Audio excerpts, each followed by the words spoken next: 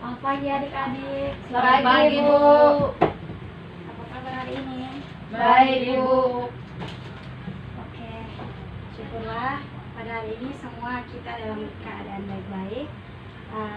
Sebelum kita mulai pelajaran kita pada hari ini, Ibu minta salah satu dari adik-adik untuk memimpin kita dalam doa. Baik, Ibu dan teman-teman, sebelum kita mulai kegiatan pembelajaran kita, mari kita menghadap Tuhan dalam doa. Nama Bapa dan Putra dan Roh Kudus. Bapa dalam surga, terima kasih atas penyertaan-Mu sehingga kami dapat berada di sini dalam keadaan sehat. Ya Tuhan, kami akan melanjutkan pembelajaran kami. Bimbinglah kami agar kami dapat melaksanakannya dengan baik dari awal hingga akhir. Kami mohon puji, bimbingan sepanjang segala masa. Amin. Baik, terima kasih untuk adik Ratni yang telah memimpin kita dalam doa. Sebelum kita mulai untuk absen hari ini, ketua kelas ada yang tidak hadir. Ada, Bu. Siapa? Satu orang, Bu, atas nama Rima Rekama, Bu. Oke, nanti untuk adik Rima, nanti ketua kelas tolong sampaikan. Nanti kalau minggu depan sudah masuk kembali, tolong menghadap ke ruangan ibu ya. Oke adik-adik, sebelum kita mulai tentang materi kita pada hari ini, Ibu ingin menjelas balik materi kita pada minggu lalu terkait kelarutan dan hasil kali kelarutan. Nah, terkait materi kita minggu lalu, kira-kira dari adik-adik semua, siapa yang bisa menjelaskan kepada kita tentang kelarutan yang terjadi di dalam larutan dan juga kelarutan yang terjadi di dalam suspensi? Ya, silakan adik Ratni. Menurut saya kelarutan yang terjadi di dalam larutan lebih besar dibandingkan kelarutan yang terjadi di dalam suspensi. Iya, jadi tepuk tangan dulu untuk adik Ratni. Ya, jadi betul sekali seperti yang dijawab oleh teman kalian bahwa kelarutan yang terjadi di dalam larutan itu lebih besar daripada kelarutan yang terjadi di dalam suspensi. Nah adik-adik, mengapa demikian? Karena kembali lagi pada pengertian larutan itu sendiri, bahwa larutan itu merupakan campuran yang homogen. Jadi campuran tersebut tidak dapat dipisahkan. Contohnya seperti larutan gula, kita tidak dapat memisahkan antara gula dan juga air. Nah kemudian untuk suspensi itu sendiri merupakan campuran yang heterogen. Jadi apabila kita mengamatinya menggunakan mikroskop, maka terdapat dua fase yang masih dapat kita lihat. Contohnya seperti campuran air dan juga tanah. Nah, lama-kelamaan tanah tersebut akan mengendap. Dari pengertian itu dapat menjelaskan jawaban teman kalian bahwa terkait dengan contohnya tadi, gula lebih mudah larut dalam air dibandingkan tanah. Oke, baik. Jadi penjelasan tadi hanya sekedar untuk Ibu menjelas balik materi kita pada minggu lalu. Nah adik-adik, untuk materi kita pada hari ini kita belajar tentang sistem koloid.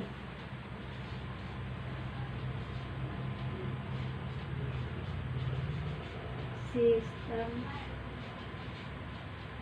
koloid.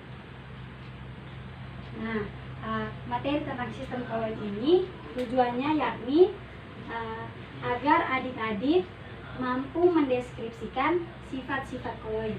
Nah, kemudian yang kedua, agar adik-adik mampu menyebutkan contoh peranan koloid dalam kehidupan kita sehari-hari. Oke, itu adalah tujuan pembelajaran kita hari ini. Ada dua. Nah, kemudian sebentar Ibu akan membagikan adik-adik ke dalam kelompok diskusi kecil. Nah, jadi sebelum kita dibagikan ke dalam kelompok diskusi kecil, Ibu ingin menjelaskan sedikit terkait materi kita hari ini sebagai pengantar. Nah, terkait materi tentang sistem koloid ini, koloid itu sendiri merupakan campuran yang berada di antara larutan dan juga suspensi. Nah, jadi koloid ini secara kasat mata hampir sama seperti larutan. Tetapi apabila kita mengamatinya menggunakan mikroskop, maka koloid itu bukan merupakan campuran yang homogen. Koloid itu jika dibandingkan dengan larutan, maka koloid itu agak sedikit lebih keruh. Contoh dari koloid itu seperti susu, santan, mentega, dan juga lain-lain. Nanti materinya ibu share lewat grup untuk adik-adik pelajari. Oke, sampai sini ada pertanyaan? Pas Bu. Oke, baik. Nah, selanjutnya kita masuk dalam sistem koloid. Untuk sistem koloid itu kita kenal dengan 7 sistem koloid. Nah, yang pertama itu ada busa atau buih. Nah, busa atau buih ini medium pendispersinya itu adalah zat cair, dan medium terdispersinya itu adalah gas. Contohnya itu yakni krim dan juga busa sabun. Nah, kemudian yang kedua itu ada busa padat.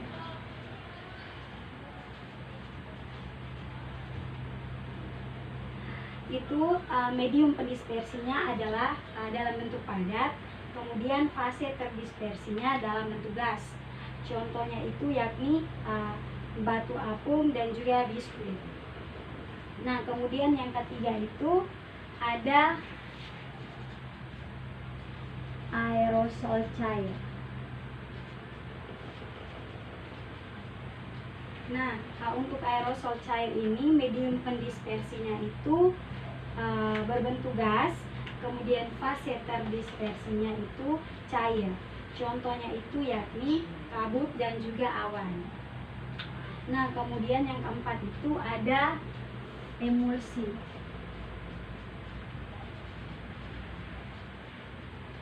Untuk emulsi sendiri, medium pendispersinya adalah cair dan juga fase terdispersinya itu juga dalam bentuk cair. Contohnya itu susu, santan, es krim, minyak ikan, dan juga mayones. Nah, kemudian yang kelima itu ada emulsi padat.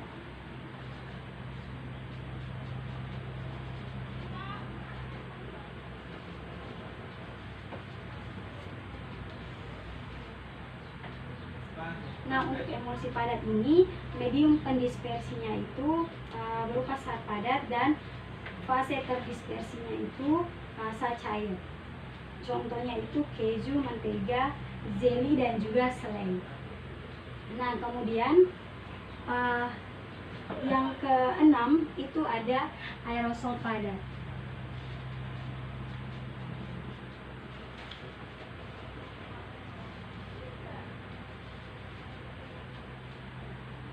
Nah, untuk aerosol padat ini medium pendispersinya itu berupa gas dan fase terdispersinya itu berupa padat.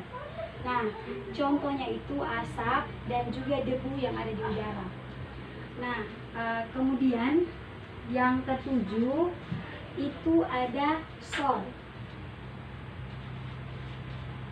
Nah, untuk sol ini medium pendispersinya itu berupa cair dan juga fase terdispersinya itu berupa padat.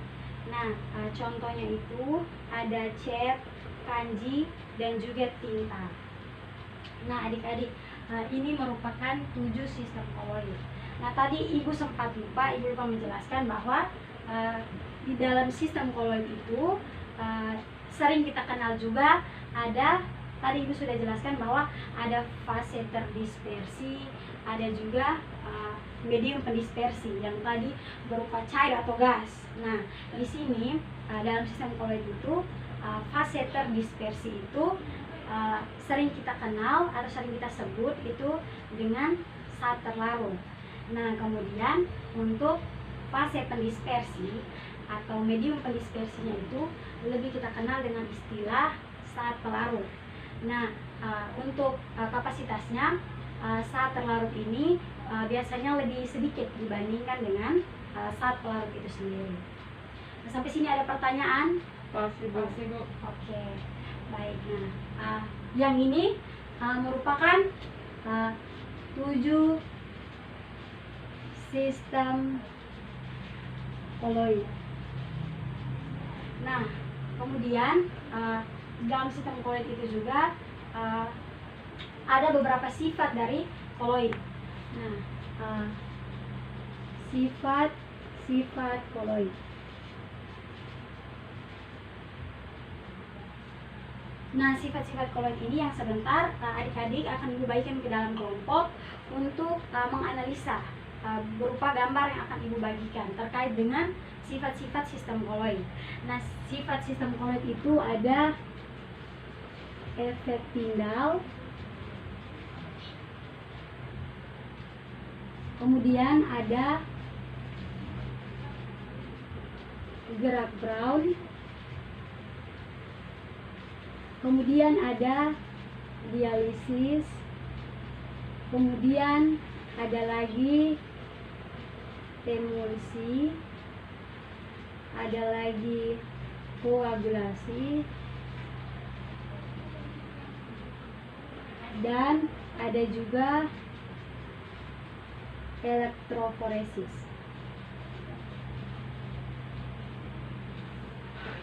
Nah, jadi sebelumnya ibu minta adik-adik untuk membaur diri untuk duduk dalam kelompok.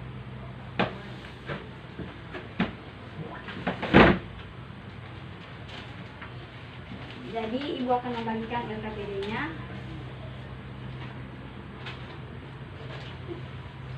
Oke, nah jadi di dalam LKPD tersebut ibu memberikan arahan sedikit. Di situ terdapat beberapa gambar yang telah ibu masukkan.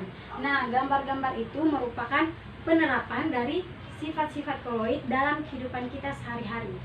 Jadi di sini adik-adik diminta untuk saling berdiskusi antara teman kelompok untuk dapat menganalisa gambar tersebut. Kemudian memberikan pernyataan adik-adik terkait gambar tersebut dan juga penerapannya di dalam kehidupan sehari-hari. Sampai sini ada yang ingin bertanya? Oke, jadi waktu untuk pengerjaannya mulai dari sekarang ibu berikan waktu. Jika ada yang ingin ditanyakan bisa didiskusikan bersama ibu juga.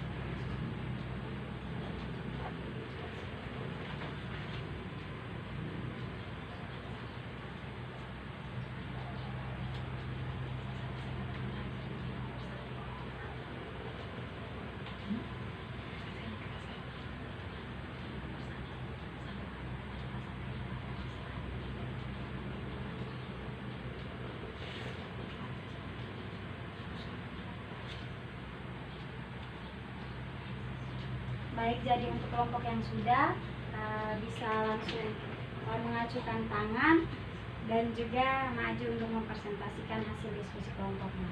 Mungkin dari teman-teman, adik-adik sekalian, ada yang sudah selesai?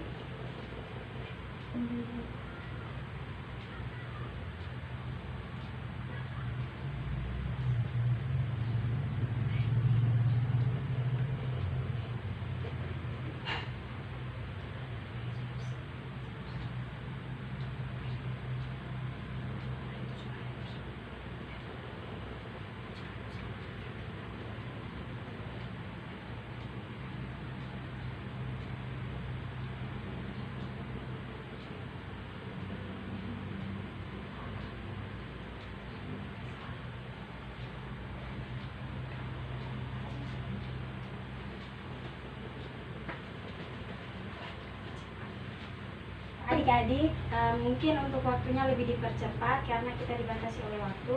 Ada yang sudah mungkin bisa langsung presentasi.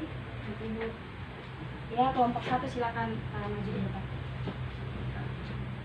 Baik, saya akan mempresentasikan hasil diskusi kami. Yang pertama tentang sifat-sifat koloid.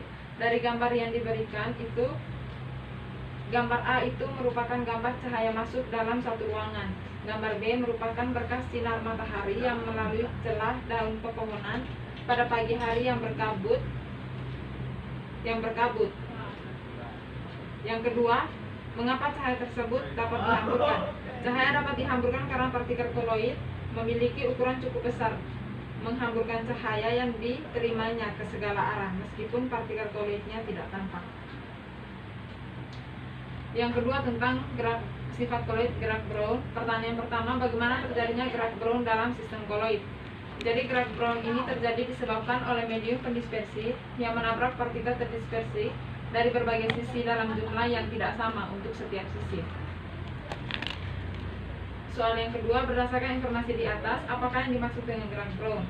Gerak Brown adalah gerak lurus partikel-partikel koloid yang arahnya tidak menentu atau gerak tak beraturan yang disebabkan oleh tumbukan dari molekul-molekul medium pendispersi dengan partikel-partikel koloid.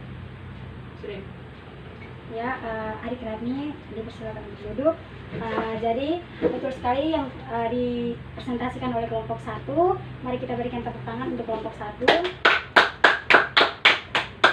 Baik, untuk jawaban pertanyaan berikutnya, mungkin adik-adik dari kelompok 2 bisa menyambung untuk mempresentasikan hasil diskusinya.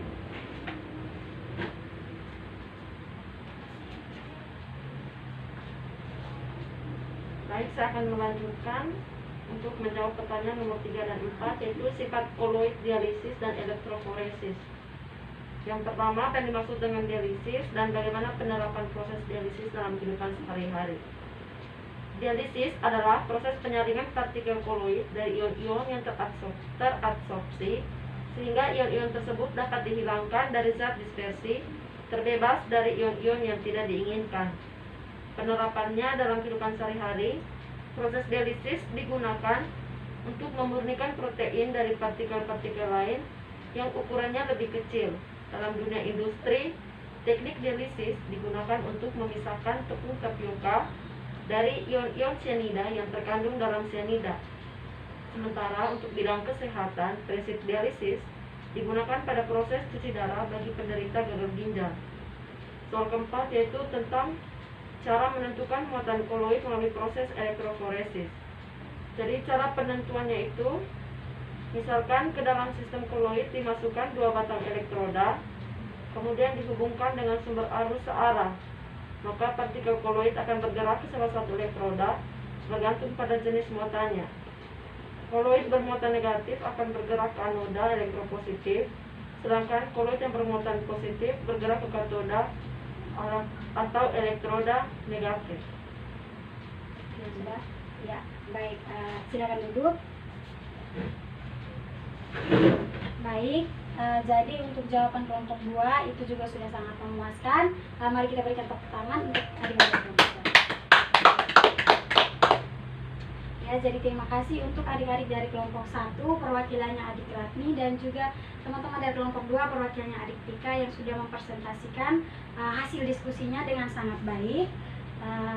Dari adik-adik sekalian, mungkin ada yang bisa menyimpulkan pembelajaran kita pada hari ini. Ibu persilakan. Ya, Adik Ratni silakan. Yang Ya, bisa. Di situ. Baik, untuk kesimpulan dari pembelajaran kita hari ini, yang pertama, gerak Brown adalah gerak lurus partikel-partikel koloid yang arahnya tidak menentu atau gerak tak beraturan yang disebabkan oleh tumbukan dari molekul-molekul medium pendispersi dengan partikel-partikel koloid. Yang kedua, koagulasi adalah penggumpalan partikel koloid yang terjadi karena kerusakan stabilitas koloid atau karena penggabungan partikel koloid yang berbeda muatan sehingga membentuk partikel yang lebih besar. Yang berikut, efek tinar merupakan gejala penghamburan sinar oleh partikel-partikel koloid. Dan terakhir adalah emulsi, merupakan campuran dari dua zat yang tidak saling melarut. Ya, baik. Terima kasih Adik Ratni. Mari kita berikan tepuk tangan.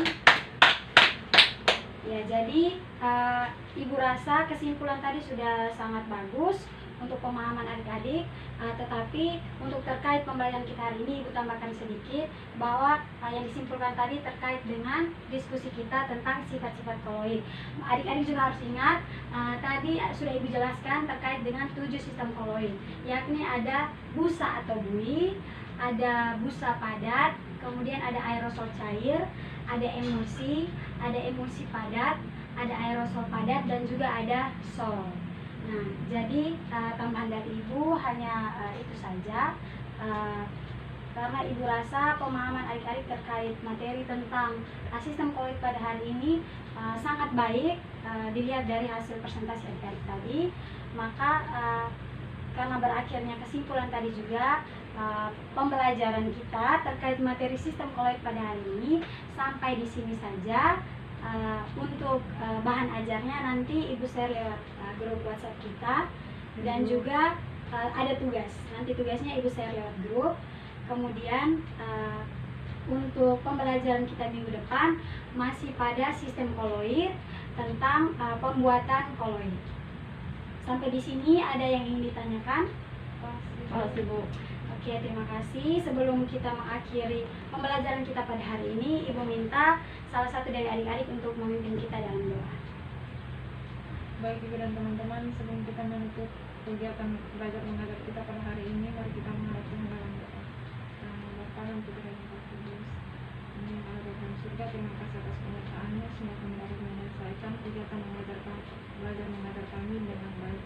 Semoga apa yang diajarkan oleh Ibu Guru kami ya Tuhan dapat kami terima dan dapat kami pelajari dengan baik sehingga berguna bagi masyarakat kami. Kami mohon dipuji kini dan sekarang segala masa. Amin. Oke, terima kasih untuk adik yang telah memimpin kita dalam doa. Terima kasih juga untuk adik-adik semua untuk perhatiannya untuk pelajaran kita pada hari ini. Jadi sampai di sini saja. Sekian dan terima kasih. Selamat siang semua. Selamat siang, Bu.